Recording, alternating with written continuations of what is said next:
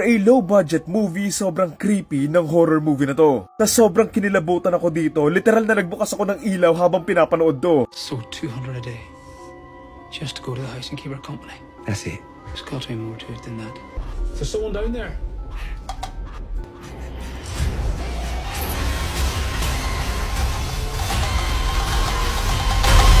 Tungkol ito sa isang lalaki na babayaran para bantayan yung isang babaeng may sakit sa loob ng isang bahay ng ilang araw. Sa pagdating nila doon sa bahay, dito na nga siya nagduda agad dahil para payagan nga siyang magbantay at makuha nga yung trabaho, kailangan niya munang ikadena doon sa loob ng bahay. Sa mga susunod na araw na silang dalawa lang yung magkasama, dito na nga may mararamdamang kakaiba itong lalaki na ito. Kung saan may maririnig, makikita at malalaman nga siyang magpapalala nga nung sitwasyon na pinasok niya.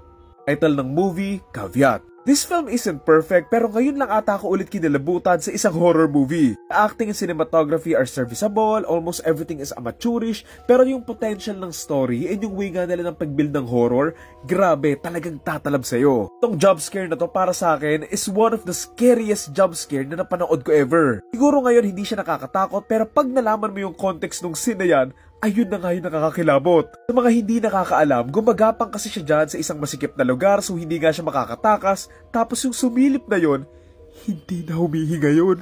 Sobrang kinilabutan din ako nung nilalagari niya yung pader tapos katabi nga niya yung babae. Sobrang kinikilabutan ako dyan, lalo na tuwing matatanggal yung ilaw sa mukha ng babae. Ka-real talk, halos lahat ng jumpscares at paggulat nila dito tumalab talaga sa akin and that's rare, lalo na't sobrang dami ko nang napanood na horror movies. Tapos yung ending scene, kahit alam mo na kung saan papunta, matatakot ka pa din eh, lalo na nung na-realize nung lalaki na hindi pala yung isang lalaki yung naglalagari palabas ng pader. What makes this film scarier pa is yung atmosphere nga ng film na ramdam mong may hindi magandang mangyayari eh. Dagdag mo pa nga yung mystery na even though it wasn't perfectly executed and medyo makalat and all over the place, it helped yung creepiness ng film na mas mangibabaw nga.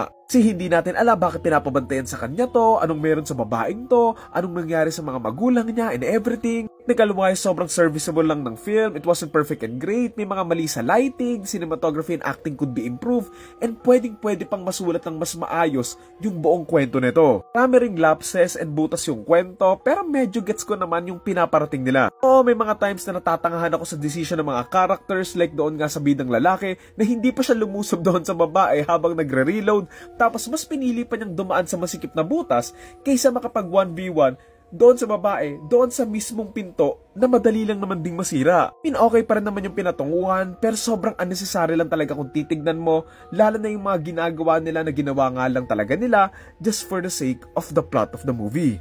Really wish na sana mas naging tighter pa yung third act kasi medyo may part na lamaylay, lalo na yung once na nakatakas na nga siya na parang masyadong pinahaba pero ayun nga, may mga great moments naman here and there. Kung ilalatag mo lang kasi talaga yung story, sobrang simple lang din, may supernatural angle sila dito pero what happened in the family is clear naman, lalo na nga yung domino effect nga ng decision ng magkapatid kaya sila napuntang lahat doon sa sitwasyon na yon. Siguro if may film na pwedeng i-remake, this is one of those films and if makikip nga nila yung way nga nila ng pagbuo ng mga jump scares and yung atmosphere nga ng film while also improving nga yung the rest ng film, then may potential tong maging one of the scariest movies ever. Like I said, technical wise, maraming flaws yung film, pero kung usapang story and yung pagkaka-execute naman nila ng mga horror tropes, maganda naman. So ayun, for Caveat, ang torta rating ko ay 7 out of 10.